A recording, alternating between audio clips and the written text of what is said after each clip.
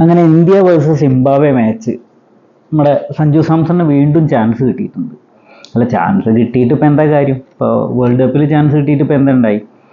അപ്പോൾ സംഭവം ഇനിയിപ്പോൾ ഇന്നത്തെ കളിയിൽ ഓസ്ട്രേലിയനായിട്ട് ഇന്ത്യ ജയിച്ചാലും ഇനിയിപ്പോൾ സഞ്ജുവിന് ഏതെങ്കിലും മത്സരത്തിൽ കളിക്കാൻ ചാൻസ് കിട്ടുമെന്ന് തോന്നുന്നില്ല. കാരണം ശിവൻ ദുബെയും അതുപോലെ തന്നെ സൂര്യകുമാർ യാദവും എല്ലാവരും ഫോമാണ്, എല്ലാവരും കളിച്ച്. ഇപ്പോൾ രോഹിത് ശർമ്മ ഇന്ന് കളിച്ച്.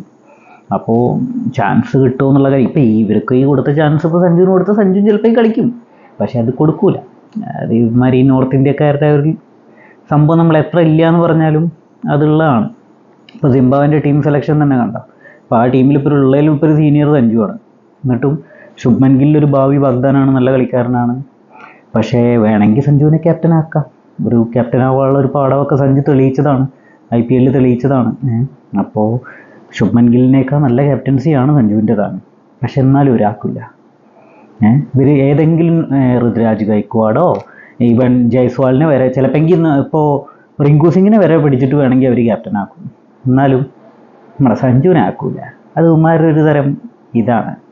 എന്തിനേലും ടീമിൽ സെലക്ഷൻ കിട്ടിയതിൻ്റെ ഇത്രയും വലിയ ഇന്ത്യ പോലത്തെ ഒരു വലിയ രാജ്യത്ത് ടീമിൽ സെലക്ഷൻ കിട്ടുക എന്ന് പറയുന്നത് തന്നെ ഒരു വലിയ കാര്യം. എന്തായാലും സഞ്ജുവിൻ്റെ കരിയർ, ഇനി അങ്ങോട്ടുള്ള കരിയർ ഇതുപോലെ വല്ല സിംബാബ്വേയും വല്ല ഗനിയൊക്കെ IPL തന്നെ ഉണ്ടാവുള്ളൂ എന്നാണ് തോന്നുന്നത്. പിന്നെ ഭാഗ്യം എന്ന് പറയുന്ന സാധനം മനുഷ്യരില്ല. അല്ല, ഇപ്പം അന്ന് ഒരു പ്രാക്ടീസ് മാച്ചിന് കളിപ്പിച്ചപ്പോൾ അന്ന് ഒരു 10-30 റൺ അടിച്ചാൽ മതി. പക്ഷെ അപ്പോൾ ഭാഗ്യം ഉണ്ടായില്ല. ഇനിയിപ്പോൾ അടിച്ചാലും ഇവർ കയറ്റിയെടുത്തു, അത് വേറെ മാറ്റർ.